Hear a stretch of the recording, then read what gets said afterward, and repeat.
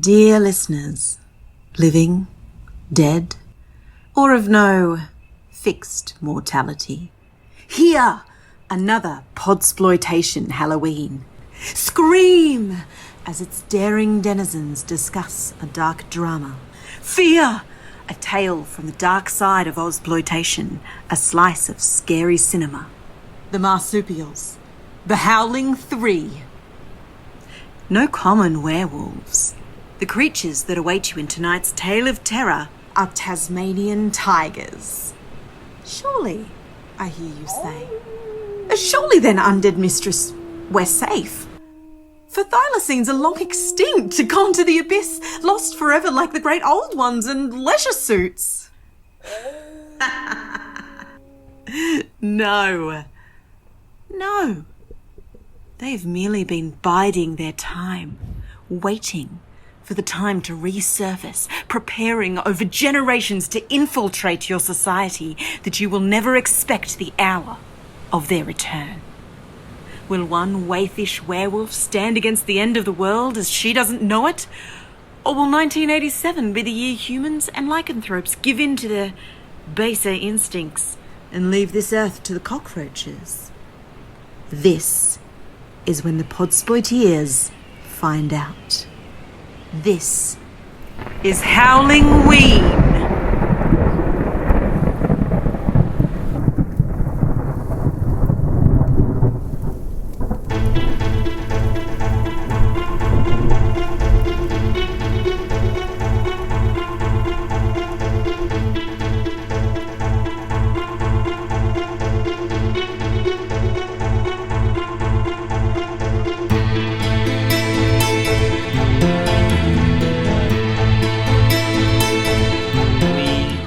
From a dank lair inside a haunted castle. We have been the last couple of times. We're in your library.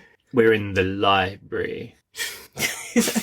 How you said that it was like the opposite of a trueberry. Let's talk about Howling 3. Why would we talk about Howling 3? Because we are Podsploitation, the Ozploitation podcast. And it's Halloween. Hey! And I'm November. I'm Daria. And I'm Callum. And Howling 3, 1987, a Philippe Mora film, 3.4 stars on IMDb and 17% on Rotten Tomatoes. They just don't get it. I think in this one I do agree with something that Philippe Mora said on one of the commentaries, in that a lot of people don't know it's supposed to be a comedy. They think it's just done badly. Yeah.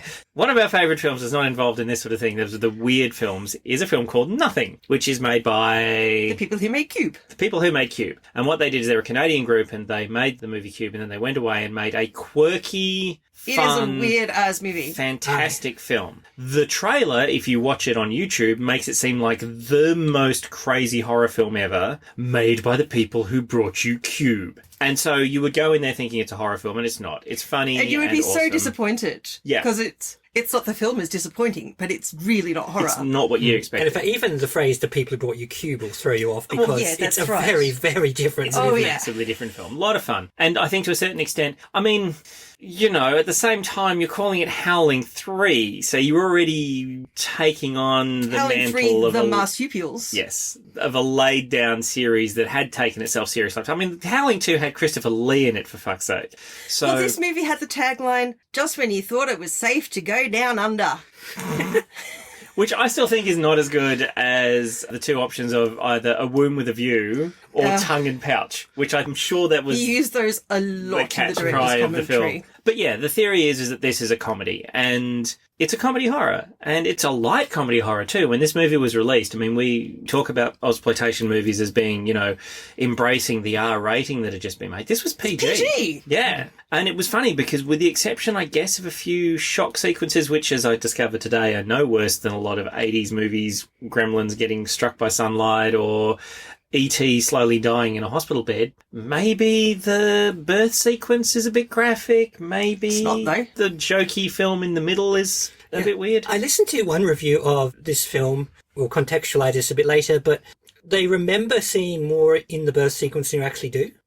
Okay. Like, they remembered it as being more explicit than it actually was. It's not explicit at all. Oh, I had that myself with some old film, years ago. I remember watching a movie and somehow misremembering a sequence as being a hell of a lot more bloody and violent than it was. It may have been one of the bits in Brain Dead or Bad Taste, which admittedly has all of that gore like dialed up to 11. It's like a lot of people remember the pencil going into the bloke's eye in The Dark Knight, and it's not on screen, but it happens, but it's all off screen. But because of such is the strength of the idea that it just imprints on memories even after you haven't seen it. The Mandela effect. Kinda, yeah. There we go. You wrote down something yesterday about, it was a quote from Philippe Mora that was about films you watch in your childhood having more of an impact, something like that? Yeah. He was of the opinion, because he references a lot of movies that he saw when he was younger, and then also sort of takes on things like Aliens, and I mean, there's really obvious scenes. And he was actually talking about the fact in the interview that you watch a movie when you're a kid, or you watch a movie when you're younger, and it leaves a bigger impact. After a while, you build up, I guess, a vocabulary, and you start... Even when you try not to, and I mean, obviously we take it to an extreme by critiquing these things. It's like when you're sitting in the theatre and you're looking at the way the lighting is set up and the stage set, if you sort of pay attention to that, as opposed to just being lost in the film. It's so much easier to get lost when you're younger, and maybe a bit less and a bit less. See, I don't agree with that, because, you know, there are hundreds of films that we watched as children and instantly forgot. I think it's just that some movies from our childhood we've watched again and again and again, like Indiana Jones and Back to the Future, and... Maybe they were better back then and we could watch them more often. Or maybe it's because parents only had like that one video card, and you better make sure you get a movie that you like, otherwise you'll be watching something terrible. I think also, by definition, they're the films we've remembered for the longest time. Yeah, that's true. One of my Uncle Bernie had a... Bernie. He didn't have a VCR, he had a beta player and had a cupboard full of beta tapes. So when we went around to their place, the grown-ups would be playing cards, and my brother and I would be sitting there just with all these movies to choose from. I remember we had beta tapes, but I don't remember any of the films, really. Wow. There was a pirate one that we watched, but... Because I'd always... And we watched heaps of films. Because that's really weird, because I don't know even whether it was a sketch in a comedy show, or if I just had the concept in my head. I've got this vague image in my head of like a child being led into the equivalent of a Blockbuster, and shelves upon shelves of colourful areas, and then being dragged down to the Siberian corner where there's a beta shelf, and it's basically like a single thin row of about a half a dozen films, all kind of dog-eared, and it's the same one again, and you open it up and it's your name on the inside for the 17th time, because it's the only tape you get to watch. Yeah. But I mean, I guess... Because when we were consuming books as kids and movies as well, I know that my parents actually struggled sometimes to get us to watch something different. So we would often do the thing we weren't allowed to rewatch things very much. Oh, God, we did it all the time. Yeah, Mum had a thing about it. Okay. No, you've seen that, you have to get something else. Well, we were told you can get that, but you must get something different. So, you know, watch this. But that didn't stop us from watching Commando 12 times or Raiders 5 times. Should we take a peep at the trailer for Howling 3, the Marsupials? I haven't seen the trailer. Good. Yes. One of the things that Philippe actually says that leads into the idea that people took it seriously is apparently the trailer, being... Well, I was also going to say... it as a horror film. Horror comedies are far less the thing in 1987 than they are in 2020. Yeah. They're absolutely an established thing here, but... Yeah, whereas now I have like a, top however many horror comedies specifically. Yeah, absolutely. Well, when was Gremlins? Now, that was one other thing I intended to do was do a lot of stuff was 1984 and 1985. I actually found the other day that apparently Back to the Future and Goonies took place on the same day in 1985. I figure. Yeah. Anyway. Terror can be many things. There's so little blood in this film. Yeah, really little. This already looks spookier than the actual film. It does. It's the music. Exciting. Like not today again, Donnie. Beautiful. She didn't say that in the film, I didn't think. Oh, she did, yeah. Oh, she did? I think she did. Bizarre. Oh, dude. It could be anything or anyone.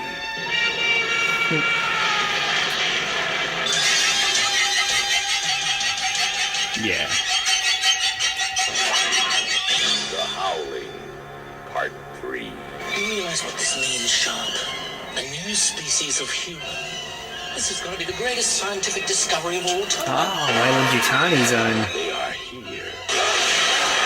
They are real.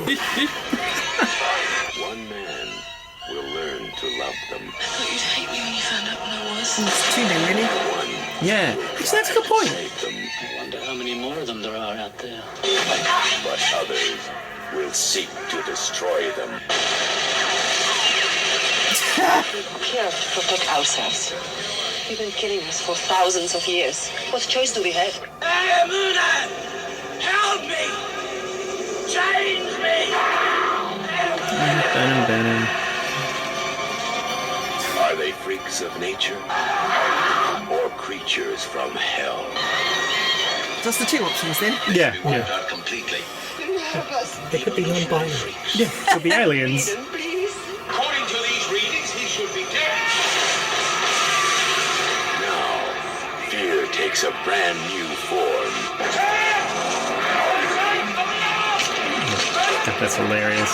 Yeah, let's not get The the... Howling 3. Yeah.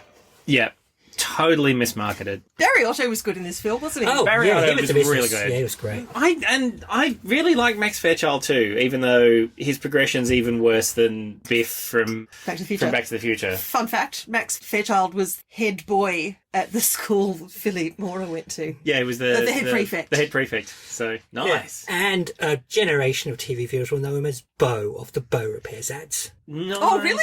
Yep. Ah. Yeah. didn't It's get the second Halloween special with a major advert figure in it after the Go-Go-Mobile After the ad. Go-Go-Mobile guy. Love it. G-O. Oh, speaking of advertisements, I have in my hand a brandy from Joadja, the distillery that I know how many runs you scored last summer. Yeah. Was set out. I should still share a produce. picture of that onto the page. The Joadja Distillery is still going and does good quality beverages. Nice. So here we have the third of 7 Howling movies, I think it was. 8. 8. It was 8. Okay. Which was really funny because It was... we've got the character Donnie, assistant director on a horror film.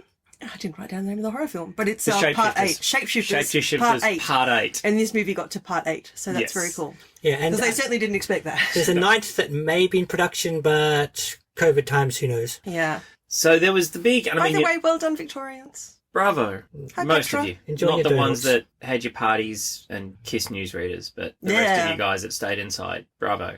This is 1987. It was made in 1986. So we're right in the heart of sequelizing. And I mean, I know that sounds a bit weird in the current realm of, Everything is a extended sequel. universes, but those are a bit different. So this was, here is a franchise that has at least some recognition. We'll slap a 2 or a 3 or a 4 or a 5, and you've got Freddy 17 and Jason 12. And yeah, and we've got a cycling up of these Howling movies. Super weird choice to make this one PG. Yeah. And it's a werewolf film. You would expect blood and gore. We have a hospital that all these people have been killed by werewolves. There's no blood. Yeah, not much blood. It's like they bored them to death or It's- something. There's not much blood, period, in the whole movie. Yeah, it's almost like, and Philippe didn't go the full mock version of, say, things like Airplane or Flying High, depending on where you're from, or that sort of thing. But he really did, within the series of the films, take what had already been 2 movies taking themselves relatively seriously and just have fun with it, which is Yeah. really cool. And he was involved in Howling 2 as well. Yes. So Howling 1, I believe, was real. Now, I have a confession to make, which is that I haven't actually seen Howling 1. I was a little bit concerned that I would not be able to get this film in context, but Philippe had not seen Howling 1. Also, at the start it says it's based on the book Howling 3. It is nothing like the book Howling 3. No, well, this has nothing to do with Howling 1, 2, 4, 5, 6, 7, or 8. Yes. Well, and probably 9 if that happens. Yeah, other than the theme of lycanthropes, Yes. they don't even manifest the same way in this movie than they do in the other ones. That's not how it really happens. That's totally how it really happens. Sorry, anyway, yes, we'll get on that. The series from 3 onwards, I suppose, is basically an anthology with a theme, although 7 does try to connect things. Have you seen them all? No, but I've seen detailed discussions Yeah, thereof, yeah. so I've seen many, many clips. Yeah. And yeah, it's a very different beast by the time you get to 7 and then 8. The Beast Within, no less. 7 is not an expensive high-budget film at all. Oh, as opposed to this. Well, 7 is one of those, and these were played by the people in the town who are not actors. Oh, Okay. that sounds Oh, God, so it's a fun. Nullarbor nymph. Yeah, and 8 turns around and it's kind of Werewolf Twilight. Why was Oh, some of the wow. acting in this movie so terrible? I'm thinking the scene with the nurse at the hospital. I also want to dial back on something saying that this was not a big budget movie with special effects. I'm going to say, and I don't know whether it's kudos to the original production or kudos to Umbrella. Again, these are who we sold take our souls to. sponsorship. Yes, there's a special kind of a star that we do on the ground, which is basically just an umbrella symbol with handles in the corners. But this is a tight film. What if they filmed it in 4 weeks, 5 weeks? Yeah. $1 million budget. The vision is really good. The version on the Blu-ray in particular is spectacular. So cleaned up by frame, set and match, I believe. Mm-hmm. So props to the original producers, props to Umbrella, and props to the cleanup crew, whoever did all of it came together. This makes for a movie that looks like it could have been made today as a jokey homage to 80s horror films. So, Could it though? I mean, do people still have the knowledge of all those in-camera effects? Interesting enough, many do. I recently joined a discussion group about just that sort of thing. Have you heard of Spare Time? You just do so much stuff. I believe I'm not sure you sleep. I believe this is a passion for Daria. So, I mean, don't get me wrong, we all thoroughly enjoy it as well. But if you get a chance, to do what you love and share it with others. All that time I don't spend drinking or smoking or having sex. Sorry, the individual words made sense. The sentence makes it. Yeah, no, it's good. I would love to say I have never drank, smoked, and had sex at the same time. That's not true. So, I'm sure you would love to say that. And yes, you could say that. Not But it would be truthfully. a lie. So we've got. I was going to do actions and they weren't really. They were very. No, I was going to do like sound effects. Anyway. No, don't. That's a bad idea. Fuck, dude. Sorry. Jesus. Anyway. Wow. But the end result is that there are people with quite the passion for practical effects still. Yeah. And So thank you for taking us back, because I was wondering how we got to where I just was, so I appreciate it. And I'm going to give Philippe more props on this, because I know that there are some directors who cut their teeth back in this era who eschew anything CGI as terrible. Philippe, at least when he's talking, he actually says, digital effects can look good, and they can. Some can look amazing. The original Jurassic Park is still great. And then you look at all the stuff that came afterwards. I mean, things like Buffy even and other things like that. And they're just so bad. But it's about what was the budget of a money Buffy and time. episode? Think about that compared with like a Game of Thrones episode. Exactly. in fact, the budget of a Buffy episode might not be far from the budget of this entire movie. Yes. Do you reckon Buffy got $1 million an episode? Oh, they were close by that. Well, I mean, you think About it. We think about some of the principal actors, they would have been costing $400,000 or $500,000 just on their own, wouldn't they? I mean, didn't Friends, when they famously start getting $1 million bucks? Star Trek The Next Generation was about $1 million an episode in just last season. That was a few years before. Yeah. So. I just saw Spike from Buffy in For Order, which I'm watching on Netflix at the moment. It was very cool. Nice.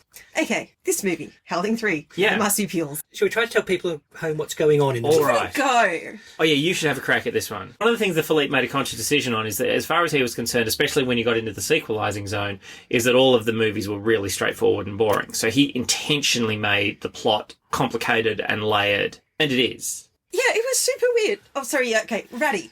Okay. So what happens in this movie?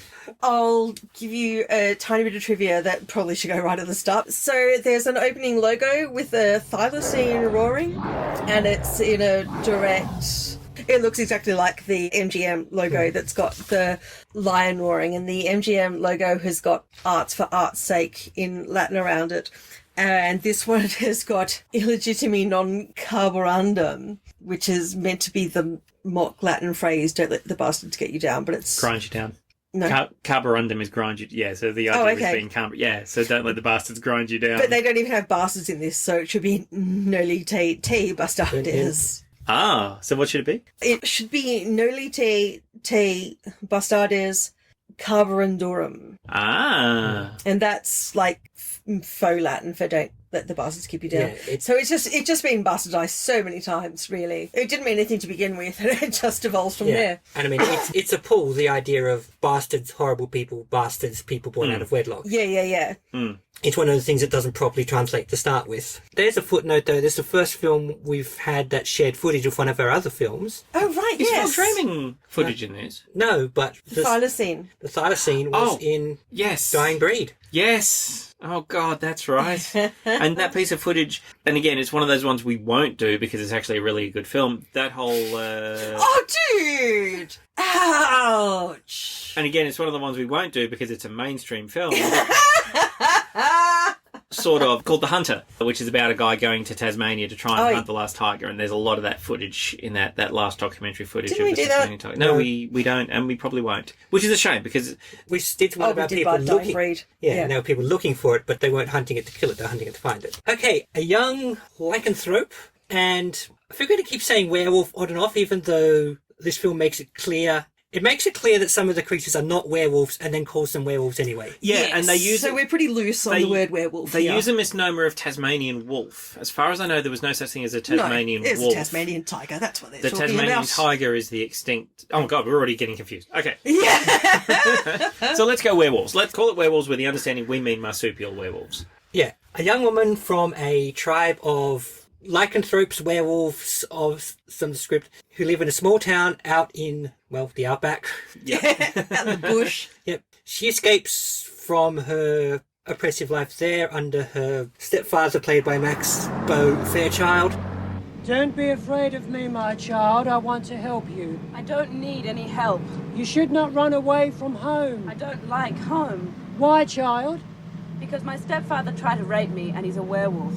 And heads to the big city, specifically definitely Sydney, because it's right next to Sydney Harbour, where you can always find a park bench to sleep on. Yes. Yes. Which she's always been dreaming of, because she has the snow globe with the Sydney Opera House getting snowed on. Though apparently they are getting updates about fashion because she has some very 1980s hair. Oh, yeah. Yes. Upon arrival and a kip on a bench in Sydney, she is approached by Donnie, who works on a film called Shapeshifters 8, which is filming nearby, and he basically decides, from having looked at her, that she's got the stuff to be in it. He's driving along, sees Yes, her, right. pulls over the car, and then just chases her, rather than just walking up, saying, hi.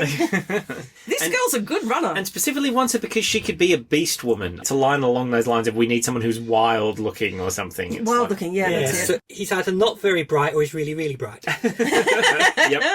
With Terminator eyes. And she's like, okay. Well, what else is she Why doing? not? And the film is being directed by, I can't remember the character's name, but the director's played Jack by Citron. Jack Citron. Which I actually, Like, as I oh, wrote is the that name Jack down, Lemmon? I was like, I'm wondering, is that a nod to Jack Lemmon? Because there's no discussion about references or in-jokes or anything. There's like a poster on a wall at one point and stuff. Yeah. And I kind of get the impression that if it was made a bit more recently, Philippe would have peppered this with nods and things. But yeah, the idea that Frank Thring's Jack Citron, I'm sure that's meant to be Jack Lemmon. Yeah, and surprising first visit to this show for Frank Thring. Yeah. It's also pretty surprised we haven't encountered Philippe Mora before. It's really Yeah, weird. yeah, definitely. He's a fascinating guy. He grew up in the centre of an arts community, I think, in Victoria. Yeah, he was already of, artistic background and people who were just creative all around him. Yeah, parents were basically a hub of the arts scene, and Yeah. there were just always these brilliant people around. Sorry, yeah, oh God, we're trying to tell you what this movie's about. Sorry. We are so bad at our job. At some point, a trio of women dressed as... Sorry. Nuns on the run. Sorry. Trio of people dressed as nuns dispatched to get Jaboa back. And apparently Jaboa's full name is Jaboa, like Major out of Catch-22. Donnie introduced her to the notion of movies by showing her another movie that was currently playing, called It Came From Uranus. Which is a reference to a Japanese horror movie, Visit to the Seventh Planet. As a nod to the Japanese stuff, I noticed that all of the pictures on the wall in that room are all from, appear to be a Japanese pornographic magazine. In what room? On the set of this kind of faux horror film, which is all about a werewolf. Okay. There's plastered pictures of boobs and women and stuff. I And it's didn't all notice. Japanese. Yeah. Oh, okay. It was really weird. Oh, did you notice it was Japanese because it's pixelated? No, they... While watching the werewolf transformation in the film, Jaboa says that's not how it happens, but...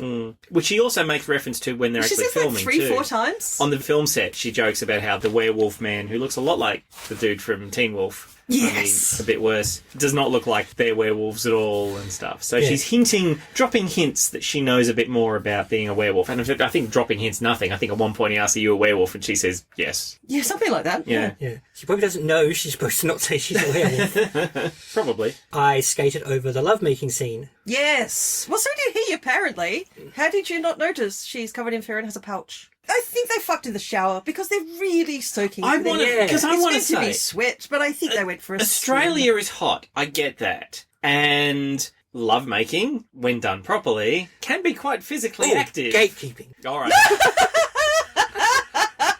All right. One of the ways in which lovemaking can be done can be incredibly active and very energetic and can burn lots of calories. It's really good for you. But holy fuck, they're sweaty. They're really, really sweaty. Yeah, and they're so much more wet and or sweaty than anything they're touching. There's not wet marks on the bed or the pillows or anything around them. Until towards the end when she kind of turned her head and at one point there is a little drop. But yeah, you're right. Everything else is like they're bone soaked. dry. Their surroundings are dry. And after they've done the deed and she's dozed off, he inspects her body and... Okay, that sounds a bit clinical. Yeah. Well, it's kind of what he's doing, though. It is, though, you're right, yeah. And finds that she has some kind of slit or scar. We know it's a pouch. Yes. It looks a bit like It looked like a scar. like a cesarean scar under a very hairy tummy, which he's not grossed out by, and fucking props to the dude. He's the calmest dude. He just accepts everything. Yeah. He does look a little bit confused, maybe because... She's fairy and has a pouch? Yeah. I don't think it's just navel either.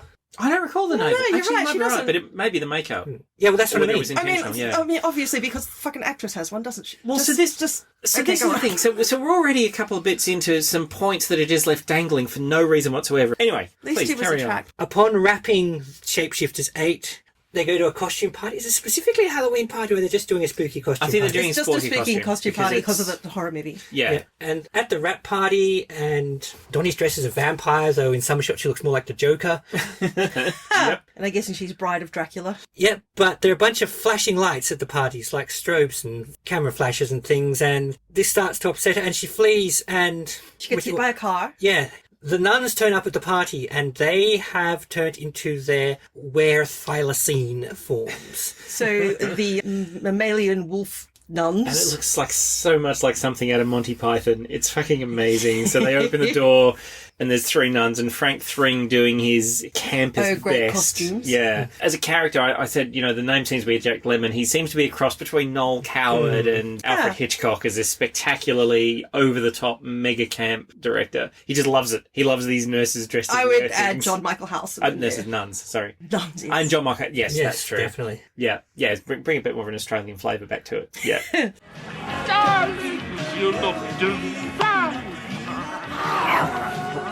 Come in a minute. Yeah, Alright, and he so loves these she's- nuns as wolves and lets them in after the couple have escaped. So now she's in hospital. While she's in hospital, later for having been hit by the car, and they're all taking a serious look at her in hospital in their doctory white coat science, and one of whom is played by return visitor Bill Collins. Bill Collins. Which, for any American, at that time, it would have been like Siskel or Ebert turning up in the middle of your really cheesy horror film. He was film critic royalty back then. Yeah, absolutely. It was amazing. So, yeah. Where previously he's appeared, as Daria pointed out, one of his actual reviews on a television screen. Here he's just playing a random doctor. And he kind of stands out because he's such a familiar face for doing the reviews, and also because, not that he didn't age at all, he's not quite like that, but he kept the same general look for most Yeah, of his he life. really did, didn't he? Same haircut, He same went through big about glasses. 35 years without looking any different. Yeah. And this is, I guess, one of those times where I think that it's hard to, I guess, get the impression of a genre film across when you're having a bit of a poke at it, because Philippe talked about how the fact between takes they were all pissing themselves laughing and having a wonderful time. The delivery is very stiff, but it just looks a bit like bad acting. So... Well, look, in occasional places it is. Misses, yeah. Anyway. Yeah, that's where they start to gush over her physical differences, such as pouches and hair, and in this specific case that she appears to be pregnant because they're going, look, hormone activities and things. Yeah. Should I say who's examining her? So she's in hospital and she's got... one of the people examining her is a lecturer from university. Oh, We yeah, see Barry him Otto. doing Yeah, Barry Otto, this was the yes. other thing, is it's such a... There's so many threads, and There are many threads in this plot, yeah. Yeah, Yeah. so she's being examined by a lecturer. We don't know. Yeah, someone tell the Barry Otto story. All right, okay. Oh, so the film actually starts right at the very beginning with some black and white supposed found footage from Cape York, and Barry Otto is a professor who's lecturing a group of students that this is footage that a relative of his has got or something, I think, at some point, that seems to show an incredibly realistic wolf mask that's part of a ceremony, and they don't know how this particular one was so realistic because all the others were bad. And as it transpires, what it is the local tribe killing a were-thylacine or a werewolf. They taunt it first, which I think is unwise. And because I've seen movies before. They probably hadn't. So he plays a science dude. So he's the one who is gotten to by the government. When the government begins to investigate, he's the one who knows about this kind of thing. And he's also fascinated by it. So he initially kind of disappears and pops up and disappears and pops up in all these mini threads about how he's fascinated by what he could see and whether he gets a chance to find out. And then, by the time that Jerboa is struck by the car, he's kind of become their go-to science dude who knows what's going on. But before then is a really weird interaction where you get the impression that he's in with the government, possibly the American government, because he has an interview with a guy in a dressing gown by a pool. That is the weirdest scene. It's so strange. And they don't mention it in the director's commentary or the chat commentary that's on it. It's really frustrating because at one point he looks down at one of the camera angles and says, "Why are we filming this?" And the guy who is credited as president. So I don't know, is he meant to be the president? I thought he was meant to be, the president of the United States. So he's meant to be the American I didn't president. get that. I thought he was just I don't know, he looked like the president of the Homeowners Association or something. I kind of he didn't wondered... look presidential, Yeah, but that's not really a bar anymore. I kind of got the impression that, because we saw what do they call them in this? The National Intelligence Agency, they called them in this? I think, or something, with their Omega Force. Yeah, and they got mention of a werewolf. In the credits, he's president. Michael Pate. Sorry, the actor is Michael. Right. Yeah. And he does actually say he is as anti-communist as the next person, or anti-socialist as the next person. Communism. So, of course. So he talks to Barry Otto, and they have this fourth wall-breaking sequence where Barry looks straight down the guns of one of the cameras, says, "Why are we filming this?" Then they have a weird little tete-a-tete. Then there's a long shot where the camera they were looking into is not there anymore. And then it's never mentioned again. And it's a super weird scene. The scene doesn't need to be there. But it's like... It's just such an odd setup. Philippe, is it meant to be for comedic value, but it just didn't Is it come supposed to across be us? found footage? Was Philippe 20 years ahead of his time with found footage Yeah, movies? I don't know why are we filming stuff. I did think, why is the president of all people in on this? But I got enough connections to go, okay, this is a movie where people just have the president's ear. Maybe. That was that. Yeah, you're right. So because they have the Pope. Well, I was going to say, we have the American military guys later on. Oh, Team Omega, which are just such... And I love it. I love it. They look like they've walked off the set of Doctor Who. Yeah. They're in World War II level gear. Or the A-Team enemies. Like, they're that incompetent that they would be A-Team enemies. And they're all hanging out in those discussions with colonels or generals or whatever. Yeah. And I had assumed that in the secret meeting room that's below the Sydney Harbour Bridge. Yeah. I had assumed that this report was enough to go straight from the intelligence agency to the president, and for whatever reason, this is important enough for the president to bring in... The Pope. Yeah, Omega Force and the Pope and whoever else. I did get... And as Callum says, Barry Otto is their go-to guy who knows about stuff. He's their science guy. So... don't you remember a day where presidents would listen to scientists? Ah, yes. He's going to lock down. This guy wants to lock down. He'll listen to the scientists. If I listened totally to the scientists, we would right now have a country that would be in a massive depression instead of, we're like a rocket ship. James Spader in the original Stargate, that sort of generic bring the science guy in. Yeah. Yeah, so there's a weird interaction with the president. Well, in being the president of the US is weird, but it's the only president that makes sense to be in this position of the book. But he wasn't surrounded by... bodyguards. And this was one of those areas I really wanted Philippe to explain what the hell they were thinking, because I just don't get the fourth wall camera stuff. And there was intent there. Odd. And a little while ago, Heston Blumenthal did a TV series called In Search of Perfection, where he would go off and he would find perfect versions of various dishes.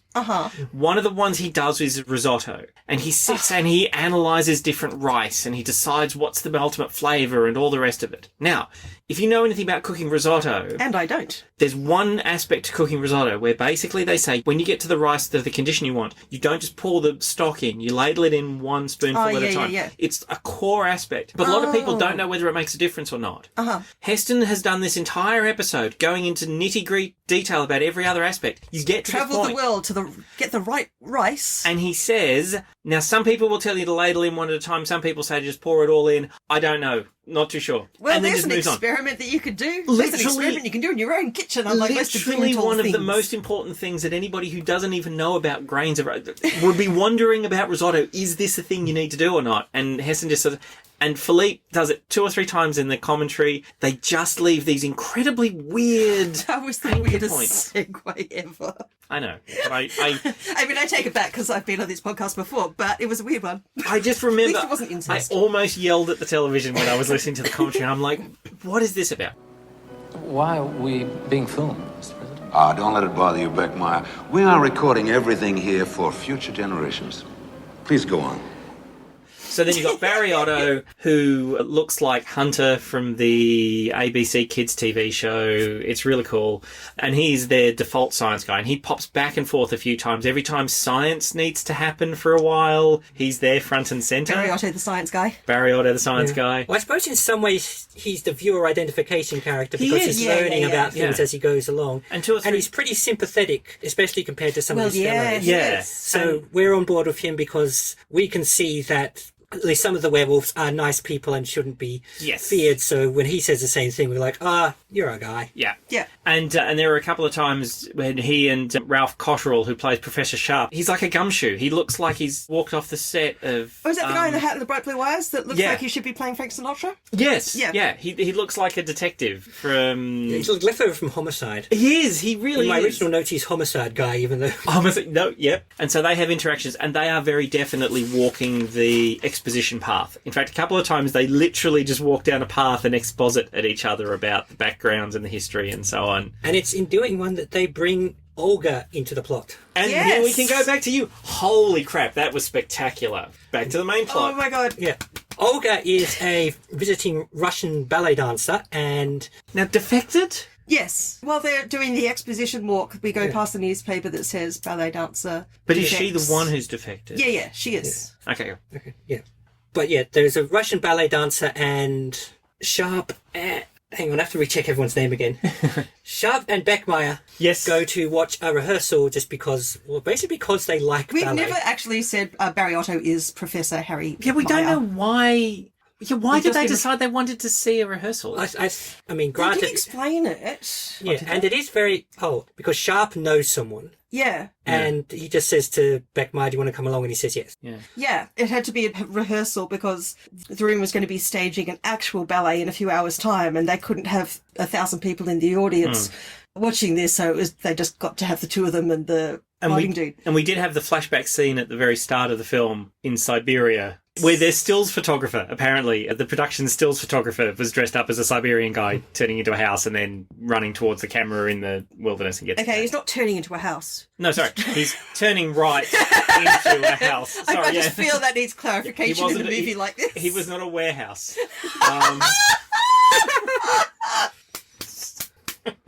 Sorry. Well done, Callum. Thank you. Yes. He was walking up a path and turning to go into his house and he couldn't, and then he ran into the... I really want to watch a movie about warehouses now. Let's take down Amazon. The sequence which is massively bloodless, which is the werewolf attacking the hospital. Yeah, it's a point. No, Who falls off the building? Kitson, hello. One of the interns is returning. Hey, Momo. Yeah, no, it's the I think it might even be Bill Collins. It's certainly one of the doctors. Yeah. Yeah, but anyway, such is the bloodlessness compared to other movies. There was a few characters. Oh, are they actually dead or unconscious? Yes. Which yeah. Which, granted, makes little difference because, well, we don't see them again anyway. No. Yeah, you're right. But when you're used to a horror movie, dead is. But especially with werewolves, there's torn out throats and nail scars. One of the things is my brain is kind of overlapping the character in the observation rooms surrounded by a lot of people scenes, and they're dragging other bits of the movie back and forth with them. Because we were discussing this because, and again, I mean, I don't know for sure, but I'm pretty confident such a tight filming schedule means they will have been reusing scenes. You know, if you have such and such a set ready. I wonder if this movie was storyboarded. Oh, God, I would be very surprised. Actually, no, I'm not going to... I don't want to make that... He didn't mention the process at all. Well, using the same set all at once, that's not unusual. No, not at all. Moreover, it's just because the content of the scene on screen is so similar.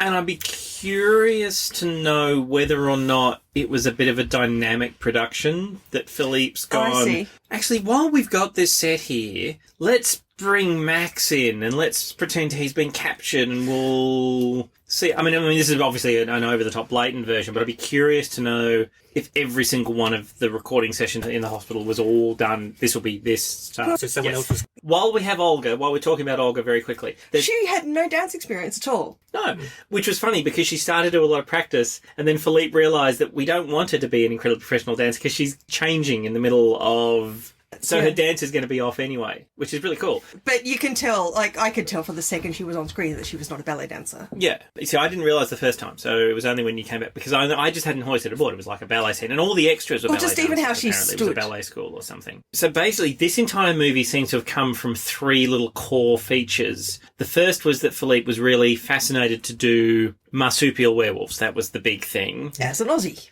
The second is that he seems to have already had the concept in his head of the birth sequence. Yes. But also he was fascinated by the concept of... Oh, that's the other animal cruelty. Yeah. He was also fascinated by the concept of werewolves changing when they didn't want to. And this is where the ballet sequence comes in. So there are two scenes in this film which are already there. One of them being the ballet scene and the other being the award sequence at the very end. Well, I would have gone further back and said all the flashing lights at the rap party. But that's, yeah, so that was kind of there's a word for it. They weren't Chekhov's lights. Presaging? Presaging, yes, yeah. Presaging the idea of the flashing lights, so at the very end you get that. And he actually had the ballet scene already in his head, and then he realised he wanted to do the award sequence. So that was the other. But she lives out in the bush with the cult family thing. How does she know flashing lights is a trigger? Maybe they take really quick photos. The only thing I can think of is it's something that can happen, like one of the terribly unfortunate things where a lot of people with epilepsy are unable to drive. If you're driving in the afternoon and you've got the light coming through a whole heap of trees. So I guess... Yeah, there's a poplar... driving, perhaps, that... There's a road as you're heading back into Canberra from Sydney, along the just round by Lake George. There's like a series of poplars, and if you happen to be doing exactly the right speed at the right time of day, flash, flash, flash, flash, flash, flash. Driving, maybe not necessarily a big thing for them either, but yeah, you never know.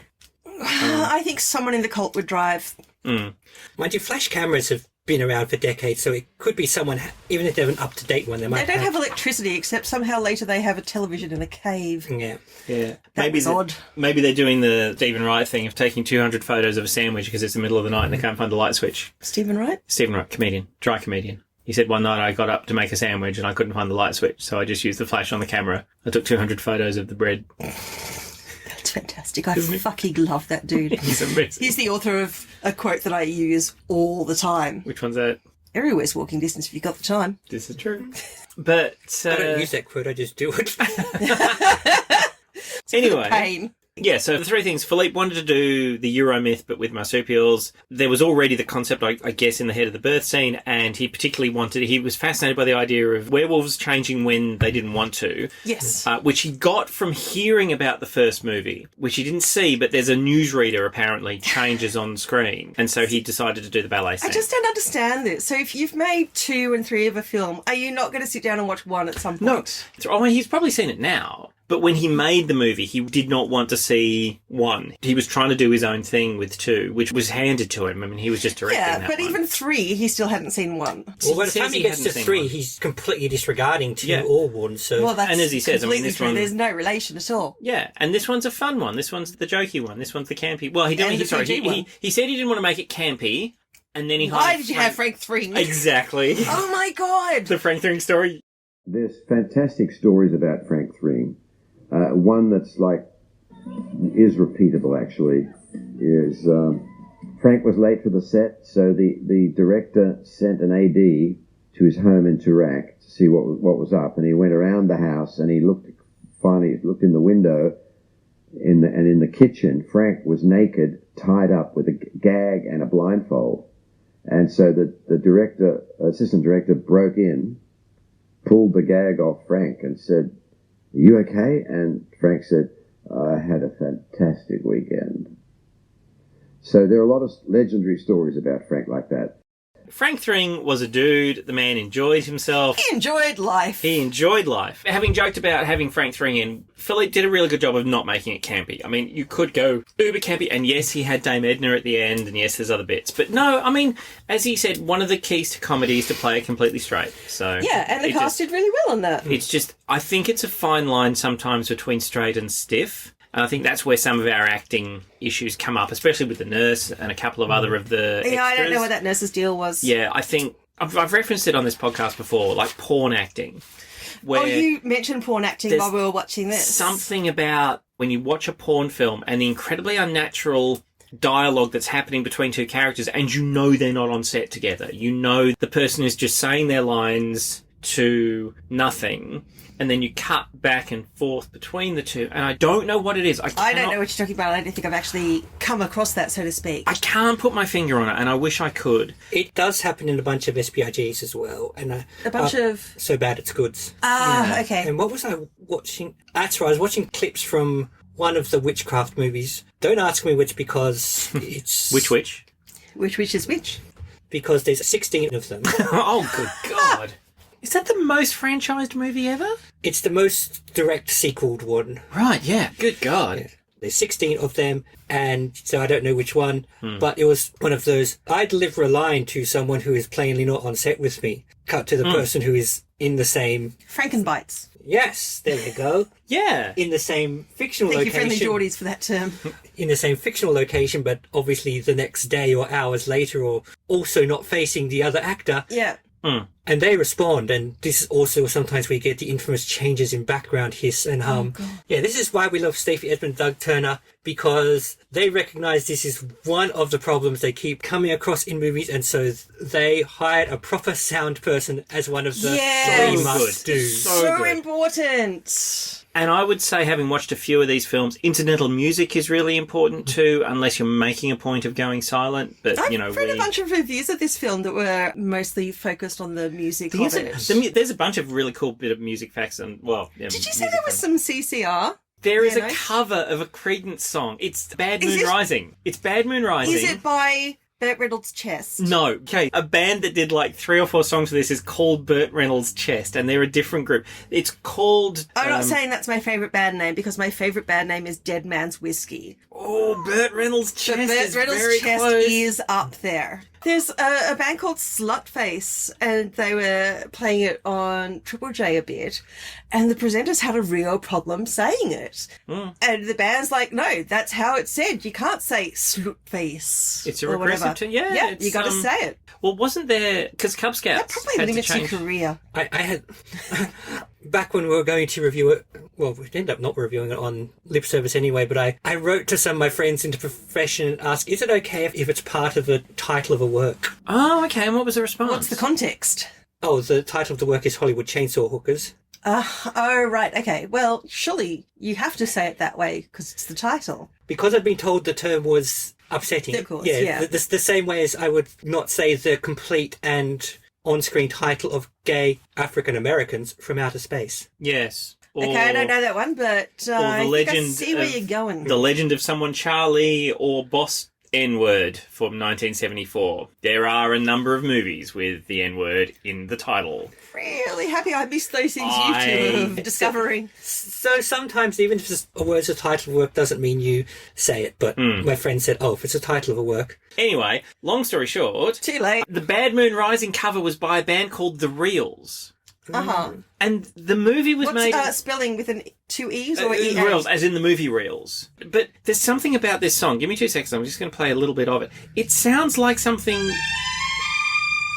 progressive-y... Certainly sounds like the 80s. Well, I don't think it does.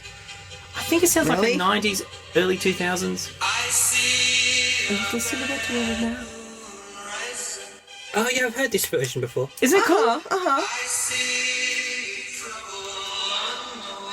Gregorian Credence. Yeah, that's kind of cool. I really like it. I really, really like it. Have you added it to your... I have added it to a couple of my Spotify lists. Because I remember listening... I think it's when they're in bed, the very first time when they're in bed making love. Or just after having made love. And I was like... Making love. You can tell he's in love and romantic and shit. Oh, no, we have... Anyway. Hi, Brooke! Hey, love you, baby. Don't worry, cut out the bit where he describes it. Yeah, well. Oh, God! The song, and I was like, oh, that's Bad Moon Rising. And I'm curious to know if it was a cheaper royalty than I don't know CCR. how that works. Bad Moon Rising, of course, makes sense in the and yet another one of those. I want to know. I'm thinking of Umbrella Academy, the TV series. Oh yeah. Dara, you've seen it? I haven't yet, but I intend to. But I haven't because I want to read the trade, at least the first 2 trades before I watch it. But I've heard that it's really cool. Yeah, it is. I loved it. But they do music really, really well in that show. Oh, cool. But they're usually doing covers. Yeah. And I was wondering if that's a royalty Oh, thing. well, hey, if anyone can find me on Spotify, check out my epic playlist. How would someone find you on Spotify? I genuinely don't know. So why did you say that? Well, because people find people. People could turn up at someone's doorstep. I think we need a new PR person. How can we find you? I mean, I don't know. My playlists are a bit weird, but Callum epic. Bowen, are you on Spotify in some I way? am, apparently. I don't know who I am. Look for Callum. Maybe that's it. There are more And than to take one advantage of this offer, call by telephone. Yes. a self-addressed stamped envelope to the Callum Bowen in your local city. You put the mouse in the drop-down recipe through the .com. Epic theme covers is a huge thing, and especially now with trailers. I mean, there's that video, which is, the ultimate trailer, which is exactly that. You take an old school song and you cover Oh, God, it. that It's was really so cool. good. Yeah, I imagine there's a lot of weighing up. Is this going to cost more to commission a fresh new cover or to get royalties to the one they already made? Yeah. But it just makes... it's like a version on Triple J. It just makes some really interesting creative covers. Well, I think it depends on what you're doing. Except Umbrella Academy has a budget, unlike the ABC. Have you all seen The Boys? Yes. No. Oh, no, sorry, no. I've watched a couple of episodes, but I've read them. Yeah, I saw maybe 10 minutes into the first episode, and it's really graphic and violent. amazing. Don't read the comics either because Oh, it's God, just yeah, the as graphic comics and are violent. amazing. And Garth Ennis wants you to be impressed and he knows swear words. Yes, he Yeah, does. I will not be reading or watching The Boys. I gotta see am it for too Blarney sensitive. But moreover, the signature musical artist for that is Billy Joel. And God, I can't stand him. But if you've read the comics and in fact It's seen actually most of the pretty awesome. content of I'm sure he's a delightful bloke. There's a guy most of the content of the show, you would not think Billy Joel. That's the music for this. You would think the music for this. Pretty much anyone except Billy Joel. Yeah, right. That's great. yeah. That's good experimentation. But it works, and part of how it works is that it is actually the Billy Joel ones. Yeah. I don't think it would work if they were making covers of Billy Joel songs, but the cultural attachment of this is the actual guy. Yeah, I love it. That's really cool.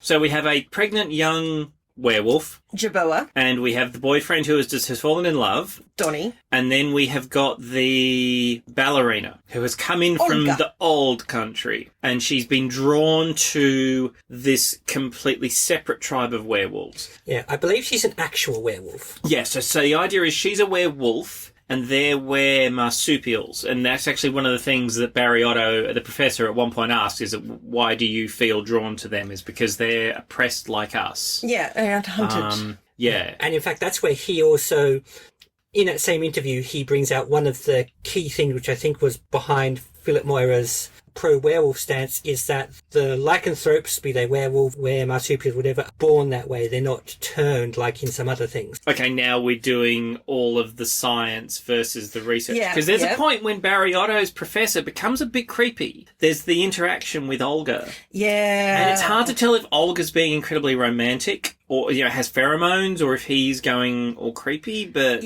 for a brief period, Barry could go either way. When is it Olga or Jerboa? Like, they have these couple of scenes where their faces are just far too close together for any normal interaction. And for anybody who's heavily into the animes, I will say that Olga, the actress, she's amazing. Dasha Bláhová, who plays Dagmar, she's all teeth and eyes. She seriously reminded me of the Attack on Titan monsters. Oh, well, she did that stretchy smile thing. Oh, God, yeah. And which she must have only just had her face to do it with. Well, that's the thing, it's almost Lon Chaney level. It's fucking incredible because, as we know, it's all physical. So, fabulous. Yeah, she was amazing. So her name is Dagmar Bláhová. She was credited as Dasha in this. She's fucking amazing. Her name is almost my name. Hey, we just with a Dasha, didn't we? Yeah, 2 Dashas. Yeah, with another Daria. Baby. Oh. Yeah, and Dasha is the diminutive of Daria. Oh, don't walk on the keyboard, baby. The keyboard. Oh, you're heavier than you look. One of the interns has awakened. Yes. So But yeah, Dasha is the diminutive of Daria. Yeah, and... Which is apparently an equivalent of Margaret. I don't know how that works. Well, Margaret can also be Peggy as well. My grandma was Peg. She was a Margaret. That's a thing. How? Yeah. So is Molly. Yeah. Yeah, at least that starts with the same letter. Yeah. Dick and Richard. Yeah, I know, that's weird. Yeah. But I'm just saying, it happens. So Olga's come from the old country. She has an offsider who, and it's really her, cool. like, manager, we guess. Yeah. And you begin to get, if you've ever seen Highlander, you begin to get the sense of the quickening. They're all kind of connected to each other on this weird level. So in Highlander, which I don't know if you actually ever sat through Highlander because once. you It was hate a really it. long time ago and it was so bad. And you're wrong. I'm sorry. In this one few times, I'm going to tell you you're wrong. But yeah, so there's this sort of weird little psychic connection. Olga escapes from the hospital and they all scatter into the bush. Everybody gets into the bush.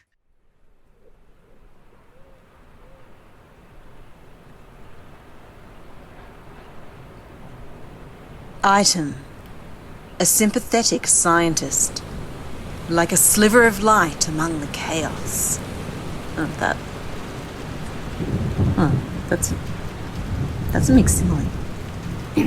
Item. A worldly werewolf. No mere moon menace as menstrual metaphor. Item. A lycanthrope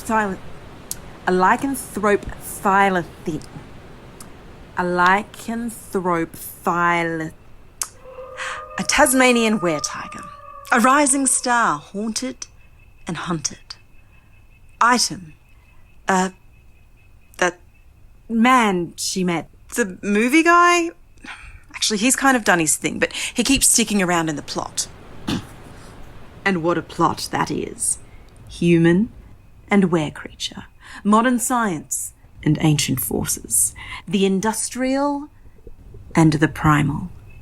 They're coming together like yin and yang, or like matter and antimatter. We also have Otto helping the others to escape. Yes. So Barry Otto suddenly he's goes... sympathetic to the werewolves. Yeah, he suddenly goes full, oh my god, this is terrible, and saves the werewolves.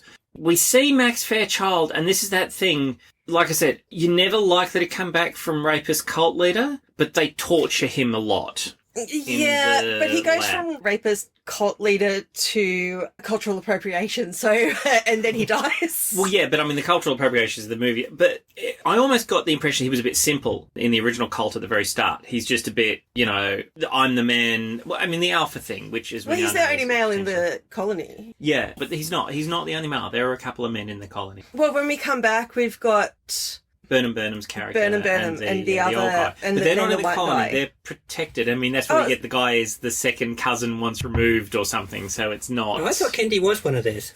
Oh, no, Kendi was? Oh, well... I thought Kendi was another sympathist. I don't, because Kendi actually But then Kendi changes. says that they're bad. And this is the thing, because suddenly, 2/3 of the way through the film, we're introduced to the Phantom, which is this concept of the spirit of the werewolf tied loosely into Dreamtime lore in some way that's handled as well as you might expect in the 1980s. Yeah. I came to find you. They got a good black tracker with them. You gotta move fast. Jerboa, last night a phantom came to me in my dream. It was Air Moonin. He was angry and said he was gonna kill people. He said, Kendi, be very careful. There's danger everywhere. Stop shaking. It's okay. It's only a dream. The Phantom always comes in dreams first. He really comes to life. I don't believe in ghosts. Did you believe in werewolves? Now, kissy now. Get moving. I'll see you later. And so he tries to call down the spirit, but it's never made clear whether or not... And that kills him. Yeah, he tries to control the And Phantom. then it's like he has a choice to live or die. He's just like, yeah, no, fuck it, dead. Yeah, which I think is another one of those, let's turn on its head. It's a little bit like they did in Crocodile Dundee when, in the first one, David Gulpillo's character kind of walks into the bush and the idea is that he's in the dreaming and everything. And in actual fact, he's a city boy and he gets lost and you hear him off screen fall over a tree. Then when he's dying, they say things like, oh, you'll go to the place filled with rainbows. And he's like, no, just going to die. Just going to die. He's the opposite of those people who turn to religion on their deathbeds. Yes. Yeah.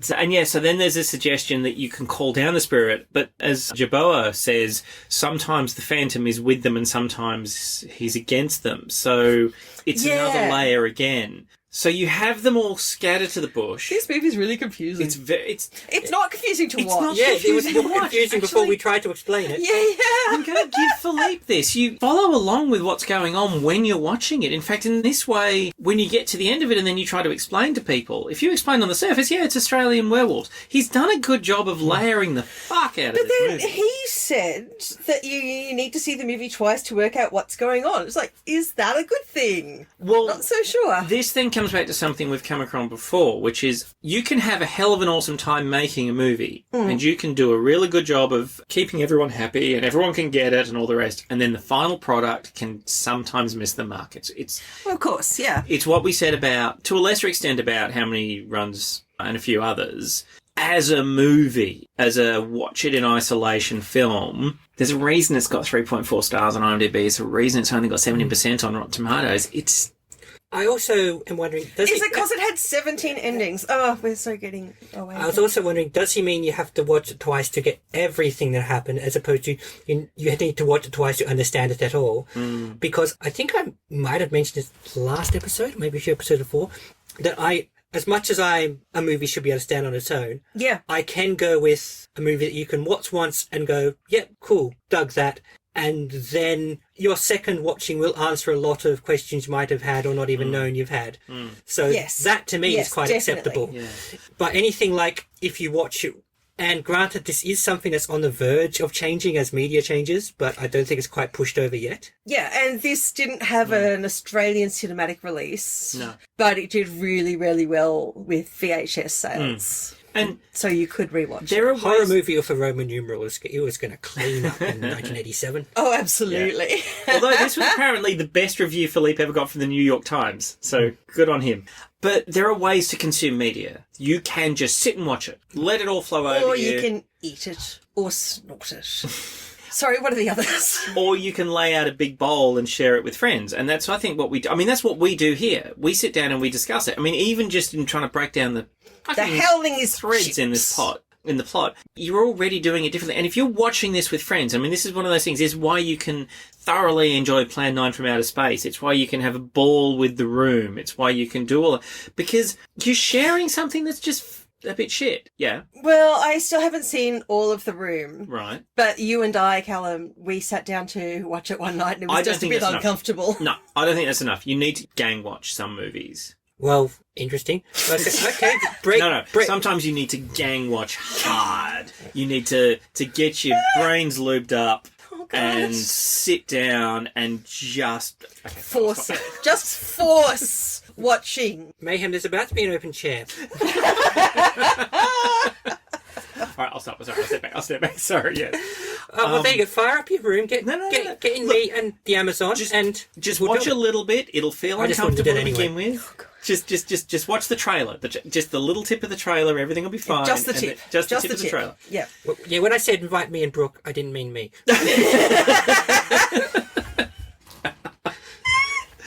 And look, this is absolutely one of those movies you would watch with friends or deep dive on this. And sometimes the deep dives themselves can be fun. But this movie just got so much more complicated than I thought it was just through us talking about it. Yeah. Has that happened before?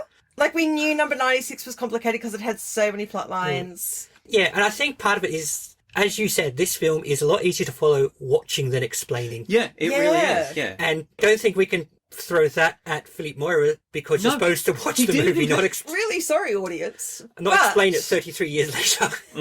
But that said, the movie itself isn't necessarily great, but listening to the director's commentary, listening to the chat, the special features, people who don't sponsor us, Umbrella, did a great job. And I think all the special features, tie the movie. like if you have any, even a vague interest in horror films or werewolf films or Australian films, I think it's really worth watching. I think it's fascinating. This would be a trope movie now. This would be the kind of movie, as I said, it's not as ridiculous as Airplane, Flying High. It doesn't go that road, but it does what it can to take basic tropes. And at the time, Australia was a trope in itself. As Philippe says, true. Australia, I mean, this is the essence of... Well, hence the tagline. Exactly.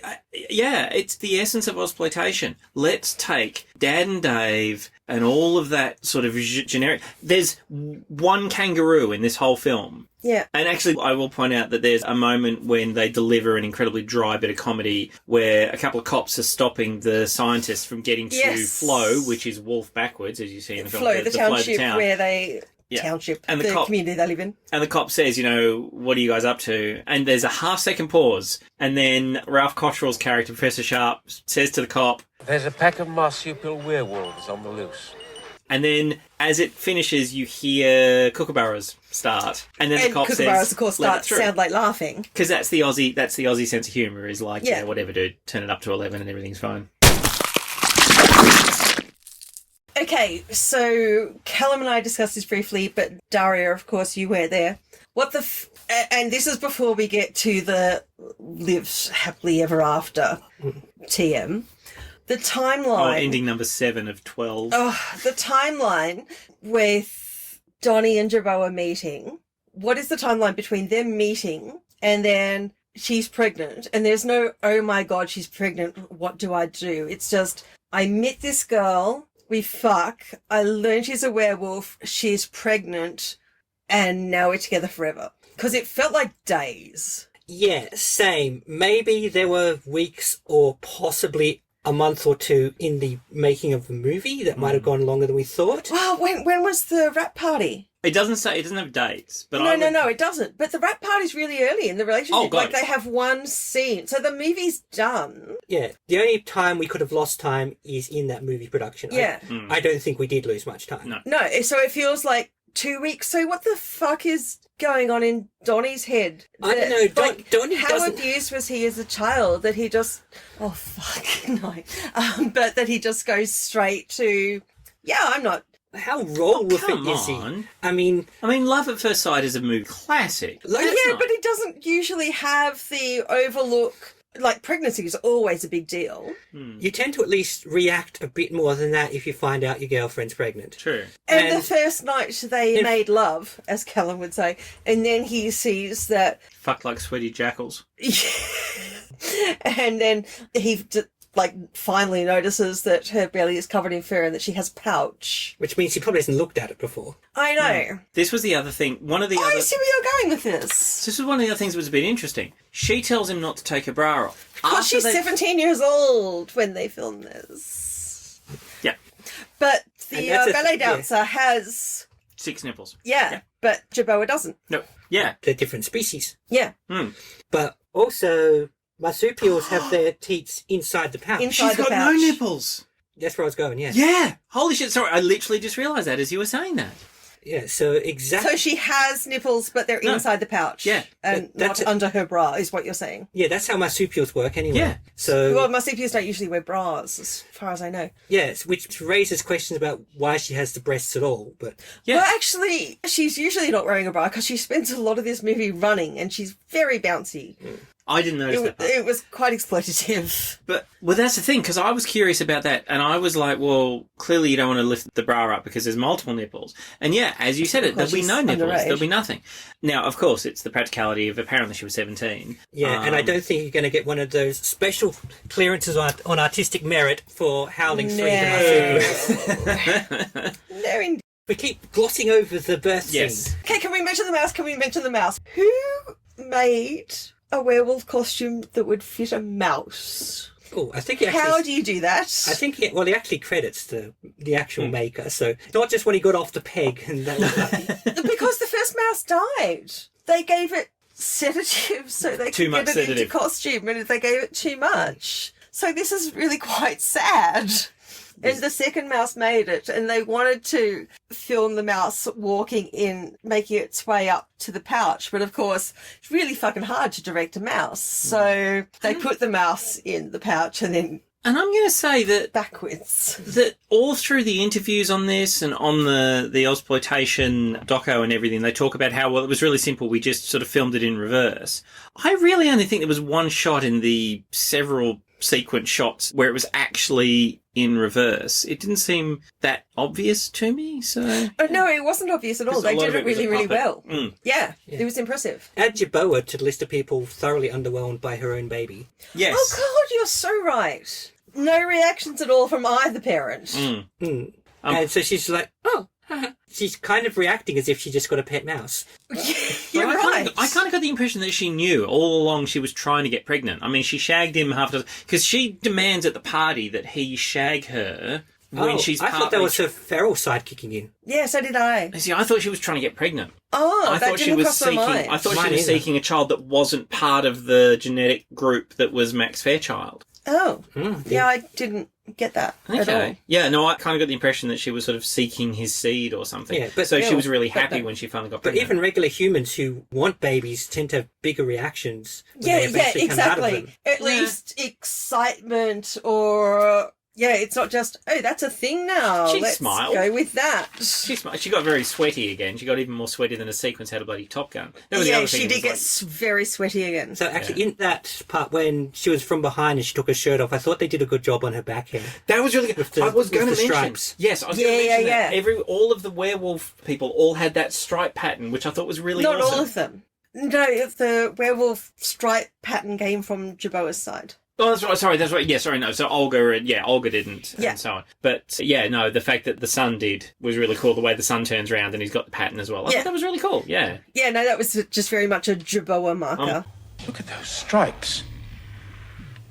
They're identical to the markings of the Tasmanian wolf, the thylacine, one of the few marsupial carnivores. Jerboa had markings, but these are definitive. Although I will say that apparently when he was seeking finances, one of Philippe's lines that he kept going to, like, the film funding companies in Australia and corporations and things was, what's more Australian than a woman with a pouch? Which I thought that was a really cool way of having a crack at it. It just made me think of Philippe Mora described having, like, talking about this being so low budget, saying that having extra money in the budget was a cushion of incompetence. I did like that as a phrase. I thought that was cool. I think it's very right. I think there's a happy medium. Maybe one more take here and there, like, for example, the priest on the bus. He said there is... I don't think there's anywhere in this film where they do more than 2 takes. Yeah. I'm sorry, Philippe, and a couple of places it shows. Oh, though, actually, Caleb and I were discussing a moment while Jerboa, early on, where Jerboa's on set and she starts to scream before her character is being strangled.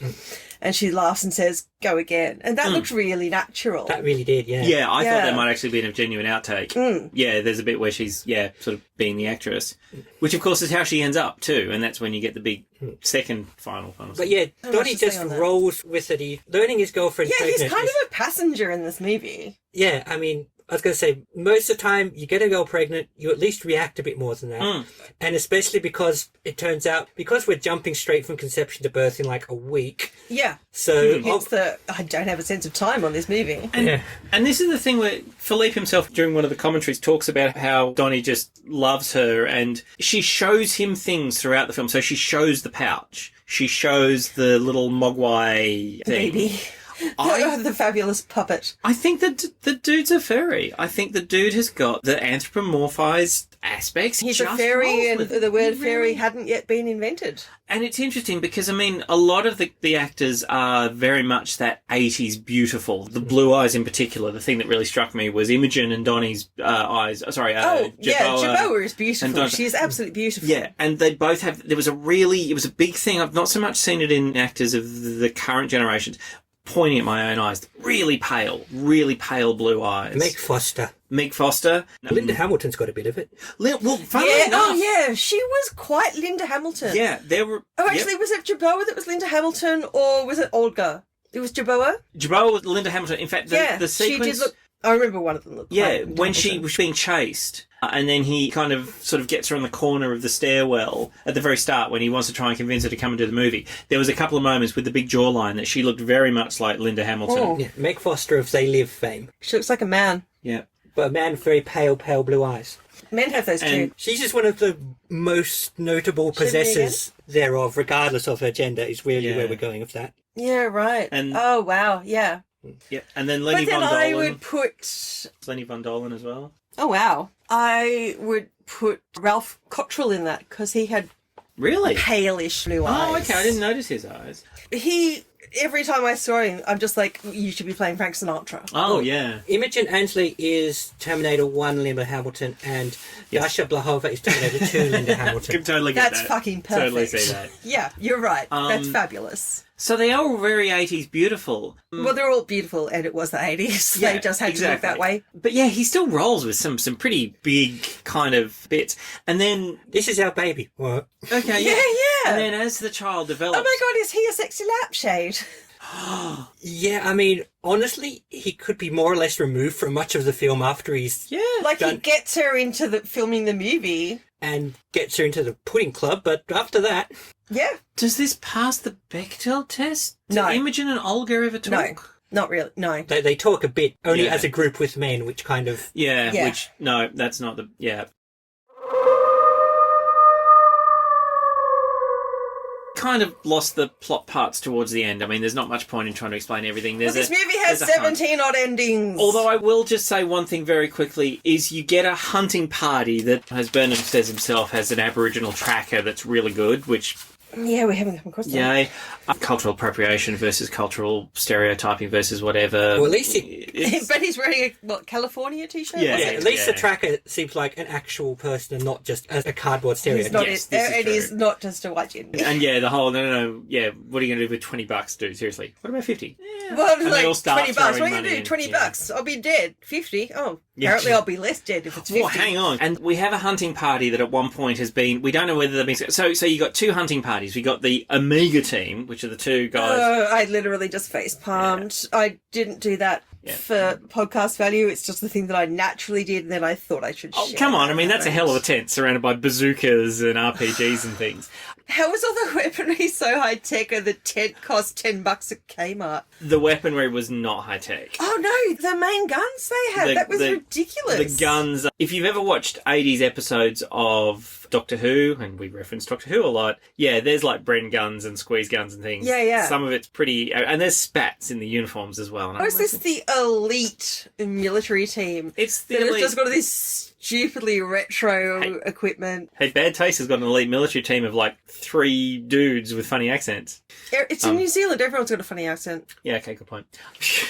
Love you, Kiwis. Jacinda Anyway, rocks. actually, yes. Oh, God, I'm so embarrassed I just said rocks. Not you embarrassed say- about Jacinda, just embarrassed about rocks. Did you say girl power? Yes. Oh, Did you do this?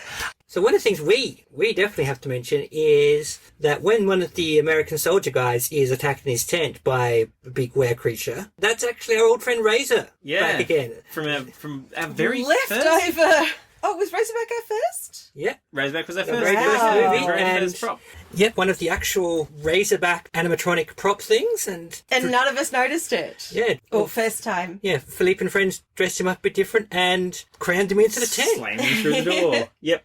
Which is interesting because we were talking about this for Time Guardian, about the fact that there's not much reuse of props in Australian films. They all seem In to Time be there. Guardian, weren't we talking about everything looked at was left over from a Doctor Who warehouse? Or was that something else? How it looked and what it was were two different things. Okay, and we right, might have yeah. mentioned Yep, that, yep, yeah. yep. Sure. But every bit of special effect and prop and everything for that was a unique asset. And that's one of the things is that I think we've discussed, there's certain almost prop tropes that sort of reappear a lot in American... Well, I've noticed it in British. I don't know about American. But that's, the massive BBC warehouses of stuff where, we in Australia just don't have. Yeah, there's a particular helmet that did the rounds in a lot of British science fiction TV that once you see, you can no longer unsee. But yeah, we don't get that in Australia, except apparently with a big old mutant boar's head that must have been sitting in someone's warehouse. I don't recall where Razorback was made. Do you two? Not offhand. Australia. Thank you, Callum. That's very outback.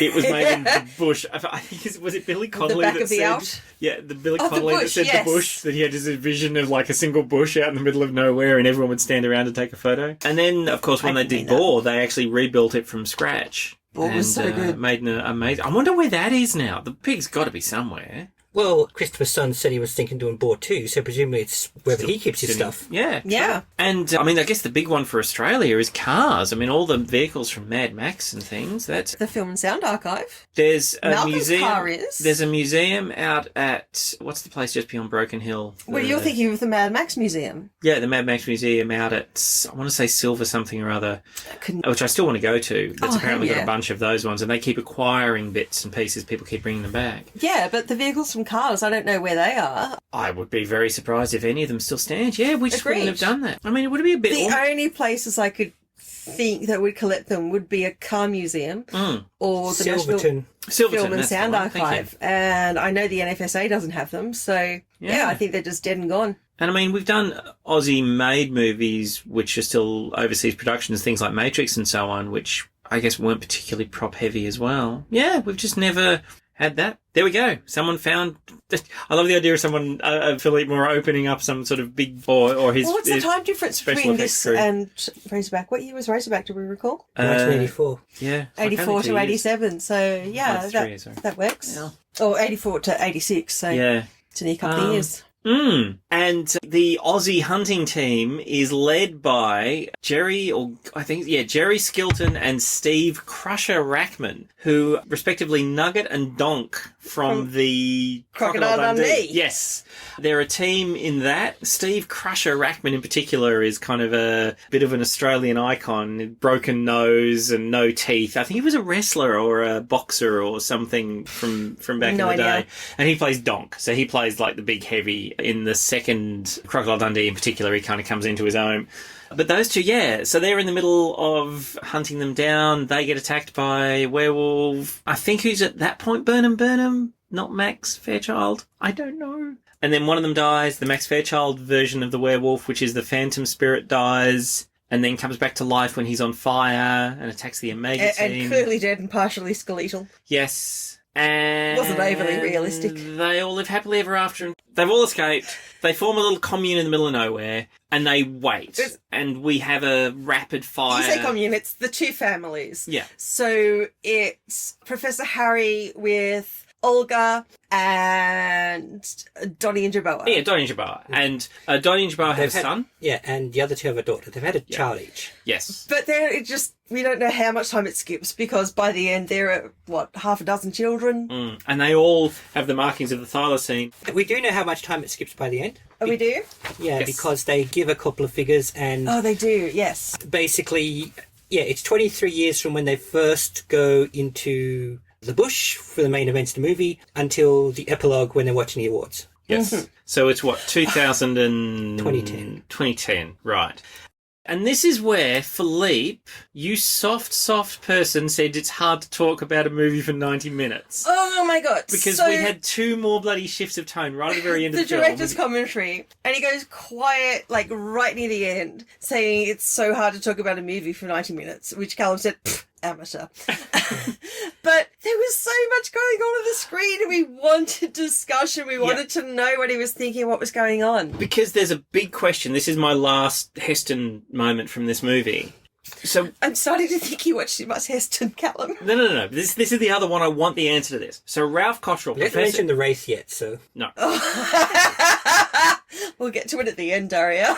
So Professor Sharp finds Barry, Otto and the little family group that they've created. And there is a little bit of futuristicness. So suddenly they're in the future, which we noticed meant that apparently all uni students dress like they're in American prisons. I thought they were in prison. Yeah, I don't know what the hell is with it's all like that they were orange. all wearing orange or yellow. Yeah. It was super weird. I honestly thought he was teaching in prison. Yeah, and that's the only sign of aging is a bit of greying of Barry Otto in that scene. And they're giving him a little less hair. They kind of comb his hair in such a way that he has a little bit less. Yeah, but they don't really do it for any of the other... No. And so we get to the end and we have the other sequence that Philippe says he really wanted, which was a change in an award ceremony where apparently... Can I jump in here? Please do. We go from this... Johnny and Jerboa decide to go back to city life. Mm-hmm. And they end up in, we assume, LA. They're making films. No, they say LA, yeah. Oh, yeah. It is LA. So... It's just been a theme of Australian movies from forever. Like, what was it, 1918 with The Sentimental Bloke. So the bush is this idyllic location where it's restorative, where you grow your family. We've got that. And then we cut to LA and they're making a movie and they're bickering and arguing. And it's just purely the Australian psyche of bush versus city that we've been doing for 100 years. It did remind me of another movie, and again, funnily enough, I can't remember it, but yeah, where they have We're their so life... good at this job. And they move to bickering. Where are your parents? They're here in Los Angeles. They changed their identities and looks a long time ago, and they stay that way. My mother gets enough attention nowadays without revealing she's a marsupial human. She's now known as Loretta Carson. The actress? Yeah, and Dad's a big director, Solly Spellenberg. They told me to contact you. I'd like to see them. You can start by watching television tonight.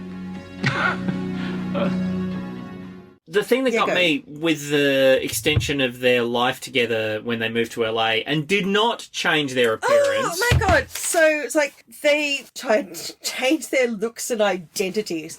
He's got a fake mustache and she's still wearing the same colour palette. Yeah, she's So not I'll changed go at through all. all this. We'll be wearing red. There's only one thing where she's not wearing it, where she's got red scarf around her head.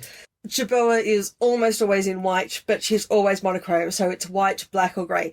None of that changes, so it's the same wardrobe, and he's got a fake mustache. Yeah. In fact, it looks so fake you wonder if it's supposed to be I fake. know, I was And wondering that's that their- too. Their nod. But yeah, she hasn't changed in the slightest. And the fact that she's now a movie star and everyone knows... So Barry Otto's Professor Beckmeyer actually knows the name of the person immediately, the famous movie star. Yeah. And has never actually noticed the fact that... Yeah, I know, it looks like person the exact same person. he was living right with. there. For, yeah. Yeah. But what it really struck me as is The Graduate, the very, very end of The Graduate, the movie with Dustin Hoffman, when he's actually taken her away from her wedding and they get on the bus. It was meant to cut at that point. They're on the bus, they're very happy. But for whatever reason, the filming stayed and the two actors got And then uncomfortable. it's now what? Yeah. And they decided that was such a really cool little commentary on it that they kept it. And that was that, I did like that idea that maybe by the time they've got to LA, it's now not so great and everything's not, which is, of course, you know, I mean, again, in the 80s. Well, I just thought it was the polluting concept of the cities.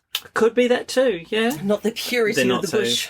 Well, the bush was done really photogenically. I mean, we didn't have the full pass up in front of gum trees, but every part of the bush sequences were great, which is interesting because... yeah, and they're never hungry or looking for food or harassed by animals or bitten by snakes and spiders. They can keep catching stuff. Anyway. But yeah, Philippe actually talks about the fact that Australian light's a very harsh, bright light, and a lot of this I found one... that interesting. Because I think we've talked about the reason why LA was such a great place to film for a long period of time was because it's such soft focus, because most of it's through smog. So But also not that much rainfall. But you, More sunny days. lighting-wise, you don't get those sort of harsh... And I'm putting it in front of my face. You don't get these harsh, cut-edge shadows. Yeah.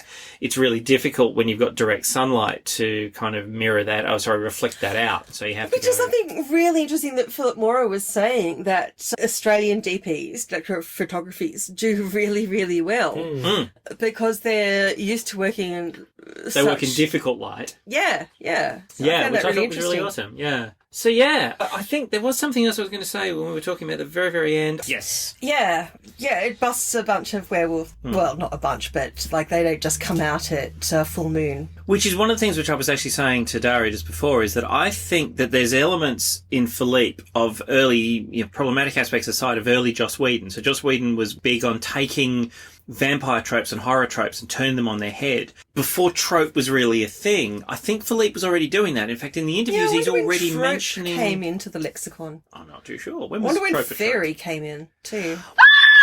So we've got multiple plot lines now. So from what started as looking like a bit of a weird cult, and can I just take this opportunity to say that Max Fairchild's Thylo character has a greater arc from antagonist to protagonist than Biff has in Back to the Future, from attempted rapist to house slave, because the fact of the matter is that he's described in the start of this as being that kind of cult leader rapist. I mean, Imogen says that he raped her a number of times, and by the end of the film, we're meant to feel some sympathy towards them. He comes across as no, and I mean, there's some things, and this is the thing. The only time I felt for him was his amusement at the camera. That was funny, but it wasn't as funny as it was played on the movie. Which is apparently a little bit kind of impromptu at the time. Is Philippe was saying that he saw that whole setup and was like, "Oh, we got to have some fun with that." Yeah, I think there's just some. It's that, does the puppy die thing. There are some. Let's establish you as a bad guy that you don't come back from, and cult rapist is usually one of them. Is going to be one of them. Sympathetic coverage for that. No. So that makes it odd that they kind of try to go there. Yeah. Though actually, there was He does David Koresh, like. Was it a miniseries, like 2 episodes, and he was like super hot? It was ridiculously bad. Basically, they got a set of abs to play David Koresh and then just put a person around them. Yeah, I believe so. I don't think that's exactly how Robert Evans described it. You can try and portray a sex-abusing cult leader in a positive light, and this wasn't it. This was not it. Yeah, it's more they just kind of decided partway through that he was a sympathetic character. Yeah. There are 3 pretty hefty tonal shifts in this movie. I mean, like, jarringly tonal shifts. And I'm surprised it's only 3, to be honest. Well, I mean, there are many, but they were the ones which I thought were pretty full-on. So the move from schlocky, fun, horror filmy, let's just poke fun at horror, to... Oh, no, this was the other thing. I want to know the answer to this. So Ralph Cotterill's Professor Sharp catches up with Barry Otto, Professor Beckmeyer, tells him people now accept the werewolves. We killed them for a while. It was the witch trials. But you can... It's all good. You can come back into the world now. You can come back into the world. Yeah. And so they return to civilization, Professor and Olga. The 2 stars who've notionally been living in this world this whole time are still in hiding. You would imagine Jabbar and Donnie. So you would imagine if maybe what Professor Sharp has said is true, they would know about, but they're still in hiding. Yeah. And then because of the flashes of the light, she changes, and we have a cut sequence to Professor Sharp sitting laughing at the television. Yeah, he's pissing himself watching the TV, and for a second I thought maybe he was crying, because laughing and crying can be confused. But no, like, he's laughing his arse off. And was he lying about them being accepted? Has he now managed to bring the last is he just an back? asshole? There's also a 7-year skip between those. Yeah. So this would also mean he lied to Harry and Olga to come back. Yeah. And neither of them picked up on the lie for 7 years. Yeah. So is it meant to be safe for these people or and not? In fact, given what he does, lecturing on this sort of thing professionally... Oh, yeah, because he goes back to the classroom. Yeah, so if he is that it's a lie, he would have found out pretty quickly, and not just because his partner or wife or whatever she is, roommate, is a werewolf. Yes. Yeah. Which would also be a pretty significant reason to know anyway. And that whole last segment is that last big tonal shift for me, at least. And I don't know whether Philippe did it consciously or not. He's a man who was very interested in the Second World War and the oppression of the Jews. And I do think that there is an aspect of a group of people who are seen as animals, I mean, literally in the case of the movie, but, horrendously in the case of real life, being the oppressed group and bring them back out. So there's that weird little final shift, and I don't know how it ends. I don't know whether we're meant to get that he's just happy that they've been found, or is this professor laughing because he's finally revealed the last couple of terrible non-bloods, or is it Frank Thring just saying, cut? Well, yes, there's that too, right at the very end, which, again, a bit odd. That was odd enough that it didn't need to fit, though. No, that was intentional. That actually makes worked. sense. You're not supposed to think he suddenly got himself together, just stood in the room and said, cut. In front of the camera that they were filming the president with. So, I don't know why he's laughing. If he is lying, it doesn't make sense. Maybe this is the first time someone's been so publicly outed as a werewolf, but that's a reach we really have to make. Yeah, because apparently... I mean, what happened to the rest of the ballet troupe during the rehearsal? Yeah. They just... Also, if someone is so famous enough to be getting awards, is it the first time that... They've been photographed? Yeah. I did think that too, yeah. Or maybe she usually wears special sunglasses that mute that. So they nailed that Dame Edna, sadly, would still be a thing in 2010. Yes. Yeah. Oh, well. What do you mean, oh, well? Oh, he's still problematic. Just, very. recognise it was a tiny time. Who did I go see her with? Was it you and Jason? Or was it just you? It wasn't me. And even without the problematicism, I crossed that point a while ago where it just suddenly goes, wait, she's actually really unfunny. Yeah, well. Yeah, that was actually one of the things that, let's say, someone like a comedian like Bobcat Goldthwait, there was a period when it was all just about the voice, and then he recognised very quickly that's only a very short joke. Yeah. You need to be able to do a bit more than that, and he actually moved on and became very, very funny indeed. But if you grow up in Australia, partly speaking to non-Australian listeners here, but especially if you grew up in the decades we did, you just kind of grow up with the idea that Dame Edna is funny because you're told she is. Yeah. But I saw her live with someone, and I would have sworn it was with you, Callum. I got a platypus too. I've never seen Barry Humphries do Dame Edna. I don't think I have. See, Shake That Glad, because she threw Gladiola to people in the audience for the final interactive song. Nice. Okay, so we've done the plot, so now should we get on with I also think that he wanted amongst his many endings for there to be a the end, or is it? Yeah. Yeah. Which would make sense. Yeah, which works out great normally if you haven't already had 6 endings. Yes. And this is where, on the commentary, he's kind of headed us off at the pass because he said this is his intention of what he wants to do. Yeah. And so I can't really say that he's dropped the ball on that because he set out to achieve it and he completely did. Yeah, he did, dude. Yeah, there were many, many endings. I don't feel that there was a lot of dead space in this movie. Like, I don't think there were huge chunks that you could chuck out, but God, it felt long. It wasn't a long film, but it really felt it. Yeah, it certainly felt longer than it was, and I don't say that necessarily in a negative way. Yeah. No. But also just because of the way the story ins and outs we've talked about before, it just feels like it's going on for You think the podcast is all over the place. Check this movie out. To me, there are movies that feel long because you're just waiting for them to end. And then there are movies that feel long because, especially when you watch them subsequently, you get to a point and you look down and half an hour's gone and you're like, oh shit, are we only there yet? Yeah. But this one ramps up so much in the second half and certainly towards the last third. Yeah. That there's still so much happening. Gains momentum. Yeah, it really does. And you suddenly realise you're only halfway in, but yeah, it's there's a lot to go for. So, but at the same time, it's still only 93 minutes. It's only an hour 30. It felt long. Well, actually, an hour 30 is quite a long time. But It is. You felt it's it. longer for a movie. Yeah, but again, like I said, if you get through that initial stage and you begin to get into the zone of the ramping, as we said before, trying to explain everything that's happening is more complicated than just going with it when it's in the context of the film. In that respect, at least, they've done a really good job of making a movie that keeps you aware of, and now back at the ranch, and now back at the ranch. Okay, so we've said that talking about the movie is more complex than watching the movie. Is this a dumbing down film? In what context? What do you mean? Is this a dumbing down film? That makes you not think about it while you're watching it. You have to take notes. You've got to see it a few times. I think I've certainly got more knowing what we're doing. I'm not sure it's dumbing down. I do think there's just an element of this story was made to be told as an audiovisual cinematic experience rather than described 33 years later. Yeah. By 3 randos around 2 microphones. Because some things literally take longer to describe than they do to happen. Which is worth 1,000 words, I suppose. Yeah. So I don't think anything's dumbed down. I think, to jump back to something we was talking about earlier, I think you get a complete experience when you watch it once. You may not get the complete experience if you watch it only the once. Yeah. Agreed. I think, that's what they call rewatch value. Like, if you want to see this film, and check it out, but you don't have to commit to watching this 2, 3, 4 times. You can just watch it the once and get what you need from it. It's like if you watch, there are still essays and probably even books to this day trying to unravel Primer, the time travel movie. Oh, God, yeah. Oh, which one's Primer? Is that Bruce? That's the two Mormons. They look like Mormons.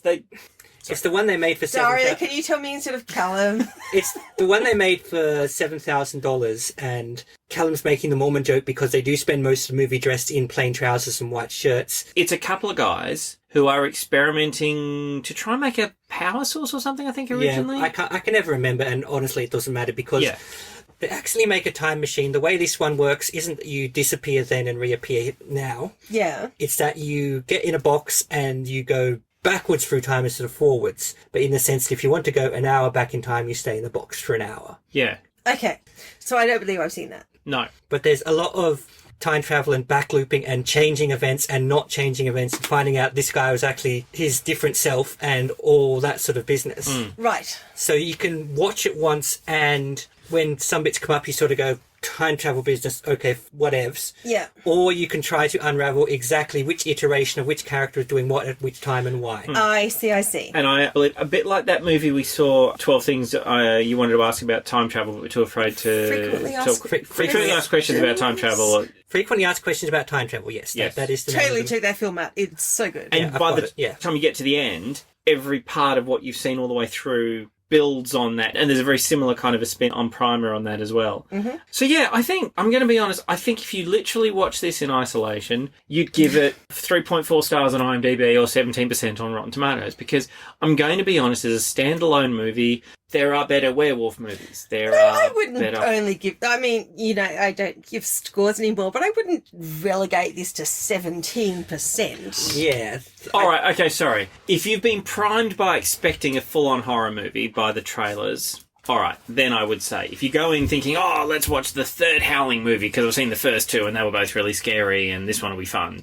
Yeah, all right, I can see that would be... You're not quite getting Spaceballs, but it's a bit like wanting to see Return of the Jedi and getting... The Muppet movie. I wouldn't go that far. Ben and Arthur? I was just trying to think of a slightly light-hearted space film. Galaxy Quest. There we go. So, I think we've pretty much touched everything. We did skip over the bit of homophobia that I can't remember which character said what, but... Any trace of Dagmar yet? No, sir. I think he fell in love with the Russian werewolf. Was it female? Yes. Well, thank Christ for that. I think it was the president. Nice. I think it was Michael Pate. Oh, as the yeah, president. you're right. It was the president. With that weird half grin on the left-hand side of his face that he has. Yeah. If you want some gay werewolf stuff, I'm sure Chuck Tingle can provide. Ooh, don't know that name. Nor do I. Oh, I thought you two had introduced me to him. Chuck I mean, Tingle. we might have, but just forgotten because, we do drink a bit. Chuck Tingle, some of his works include My Billionaire Triceratops Craves Gay Ass, Pounded by President Bigfoot. Okay. The Curse of Bigfoot Butt Camp. So we probably introduced you to him without knowing specifics in the author because, yes, Schrodinger's butt. Dinosaur sex. Schrodinger's butt. Slammed in the butt by my smartphone's missing headphone jack. Oh, what the fuck? No. Okay, I do know Chuck Tingle. Write this shit down. He's the one who wrote the review after losing was it the Hugo or the Nebula Award? Pounded in the butt by my Hugo Award loss. That's the one. Pounded in the butt by my second Hugo Award nomination. There is actually one little thing which was interesting because during the podcast, Philippe actually... during the podcast, during the... Wear-plane butt party. Wear-plane... Wear-plane? Man, I was only going warehouse. Holy shit. I really want a whole series of evil warehouse movies now. Oh, okay, right. Whole with a W. Nice. There were a couple of little mini movie references which I caught, and again, I don't know how intentional they were. One of them was that the waiting army around that camp looks very much like the start of Predator, when they're all kind of getting in position around the camp at the very beginning before they attack. No, the ones in Predator look professional. Is Predator I even don't out know. yet? I was going to do a movie thing. Probably it wasn't. The other one was 1987, so... Okay, no. Yeah. So no. Wasn't. No. Philippe did actually talk about how when they created the slightly larger baby, he was like, man, we should have done a range of toys. Oh, how good would it have been? Like a Baby Yoda. I was about to say, and given that we're living in the year of Baby Yoda... Yeah, Philippe, dude, you should absolutely have marketed that. But I don't know when it was he recorded that bit. Oh, that was 2001, yeah, that's right. Oh, that was that we were one? talking about that. And I will also say we've had a real hard time describing this whole thing. At about just after the 1 hour mark on the commentary, Philippe himself said, and I quote, there are so many subtexts, I don't know what the text is. So we've done our best, buddy. I hope we've done well by you.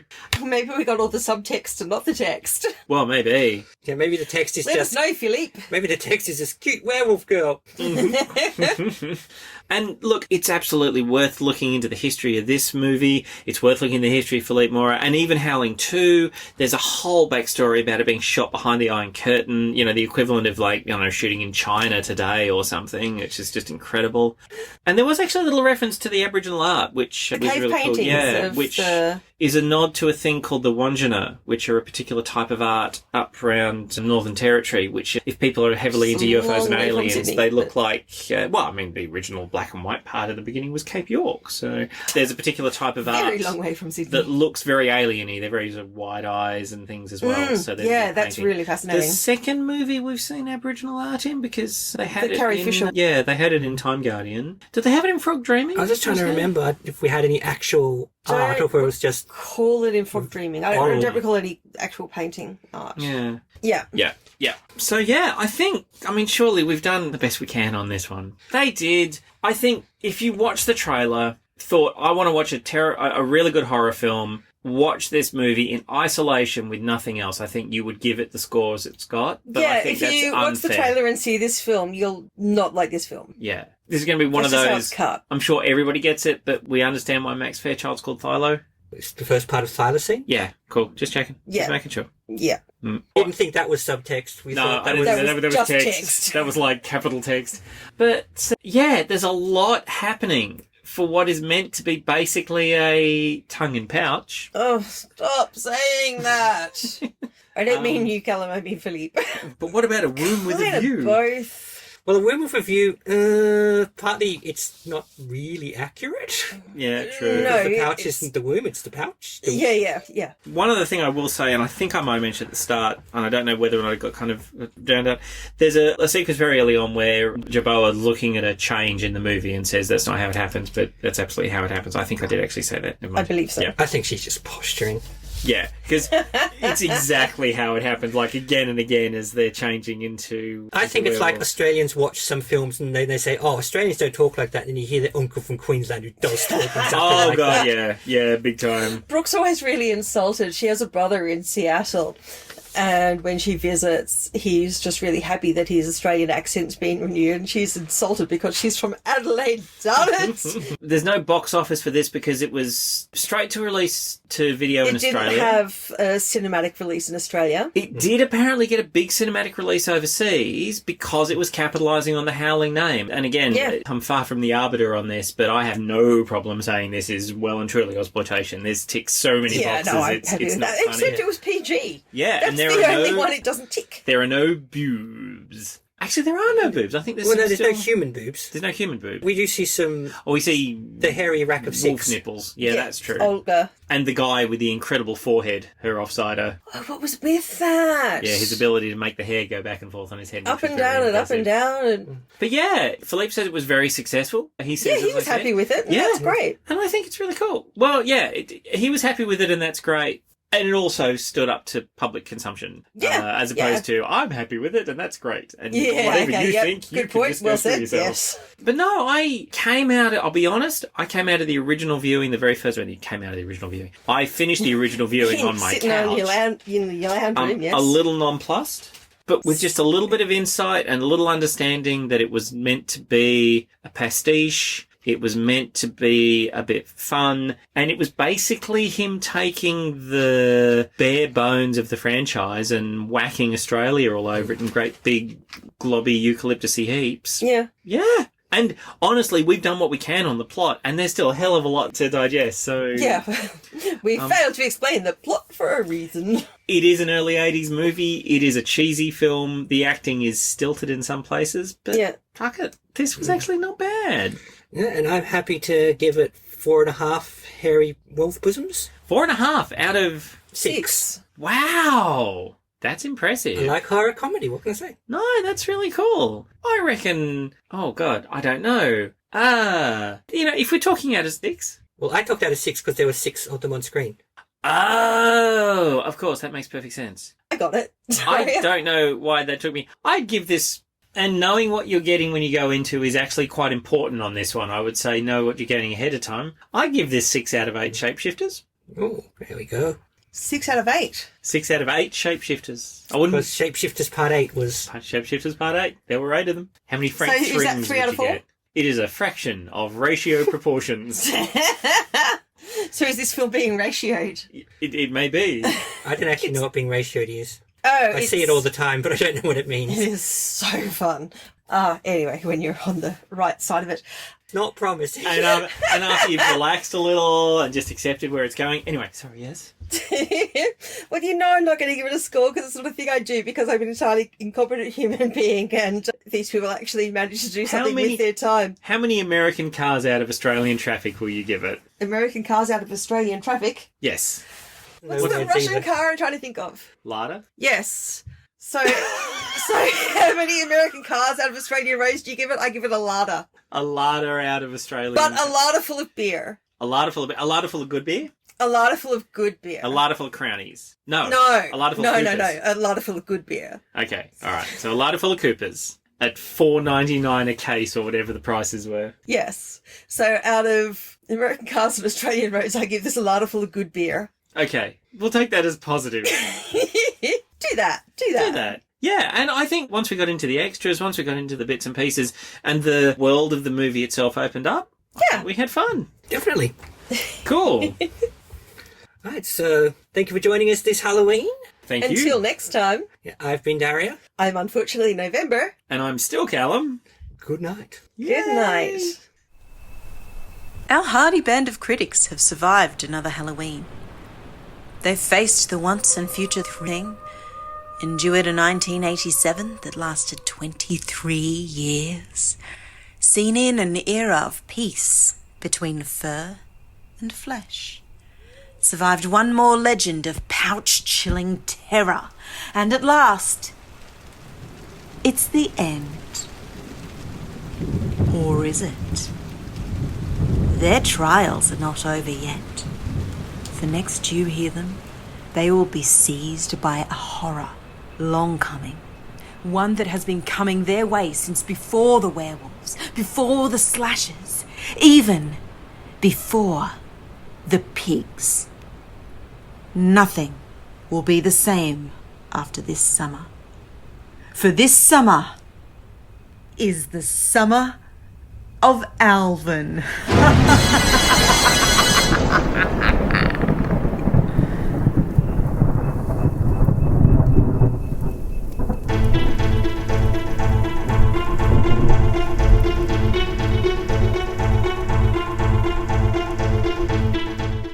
Thank you, dear listener, for listening to this Halloween presentation of Podsploitation, the Ozploitation podcast.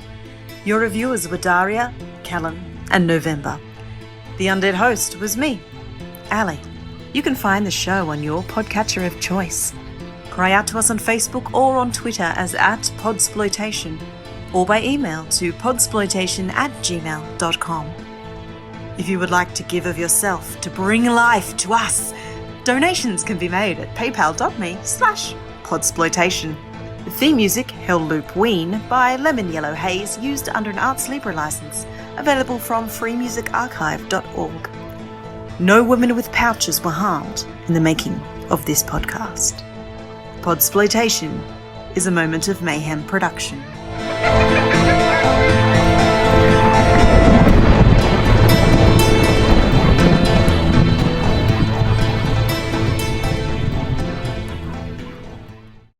Sweet dreams. Cut!